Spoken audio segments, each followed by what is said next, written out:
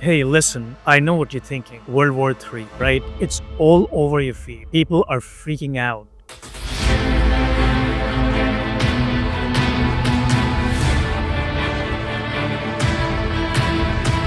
Welcome to Realpolitik with Zebi, where the world's a jungle. You either fight or you run forever. We're in the beginning of 2026. Trump just sent forces into Venezuela and captured Maduro in a lightning raid. Tensions are high over Taiwan.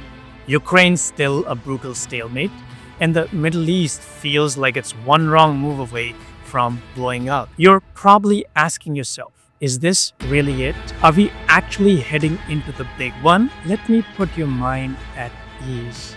The fear out there is massively overblown. We're not sliding into some all-out global war like 1914 or 1939. There will be no massive armies clashing across continents, no cities turning into ash in a flash. What we're actually seeing is something much more calculated and, in the long run, more stable. The world quietly dividing itself into spheres of influence. Think about three major powers: America, China, and Russia. They're drawing clear lines. They're saying, this is my zone. I call the shots here. You stay out of my backyard, and we'll keep trading, keep talking, keep the global economy moving. It's not chaos. It's realpolitik doing its thing. Since Trump came back in 2025, you've seen the US carry out strikes in multiple countries. They hit Iran's nuclear sites hard back in June. Those bunker busters supposedly took out key facilities to set back the program. Then there were operations against the Houthis in Yemen, responses in Syria and Iraq against ISIS, and even counterterrorism strikes in Somalia and Nigeria. And now, early this year, in the Venezuela raid, US bombed docks and grabbed Maduro. All of this looks aggressive on the surface, right? But here's the key. These are targeted and precise actions. They're about enforcing America's sphere, protecting core interests in the Middle East on nukes and proxies, securing the backyard in Latin America with the Monroe Doctrine reloaded. These are not endless occupations. There are no declarations of total war, just decisive moves to hold the line. Russia is doing the same in its sphere, holding firm in Ukraine, their red zone in Eastern Europe. It's messy and costly, but it hasn't gone nuclear or global. What about China, you ask? Same thing.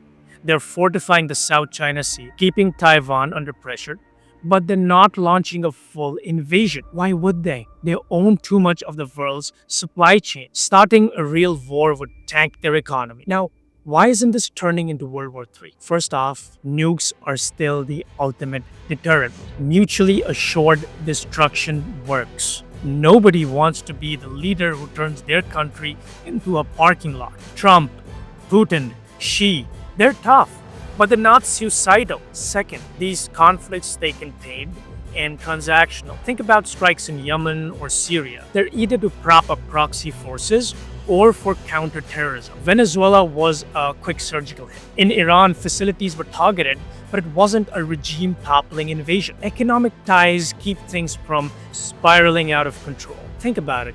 China makes everything we buy. Oil flows around the world despite sanctions. And at the end of the day, trade keeps rolling. Third, everyone's playing pragmatic now. Trump's America First is about locking down the sphere, not endless global policing. China's building infrastructure empires. Russia's securing energy routes. It's all about protecting your zone and cutting deals where it makes sense. Sure, there's always a risk. A miscalculation could happen, like a stray incident in the Taiwan Strait or the Baltics that escalates.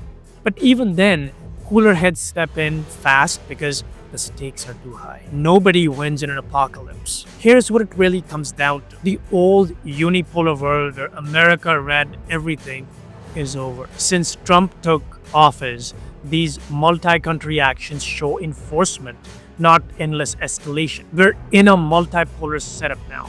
Tense, yes, but predictable.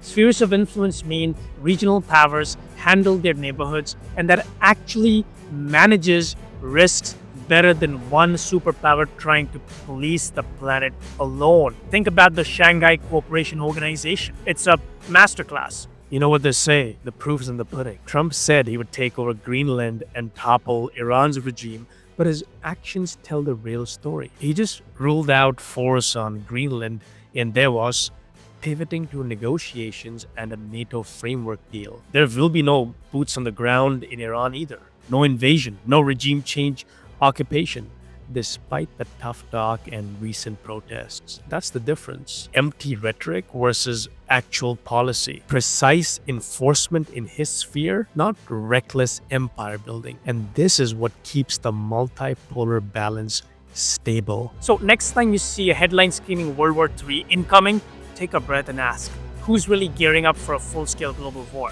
The answer is nobody. This is the new normal. Messy power balancing, not doomsday. What do you think? Does this multipolar shift feel like a stable reset? Or is one of these spheres going to push too far and break everything? Drop your thoughts in the comments. I read them all. If this helped cut through the panic, hit that like button and subscribe for more straight talk. And I'll catch you in the next one. Stay sharp out there.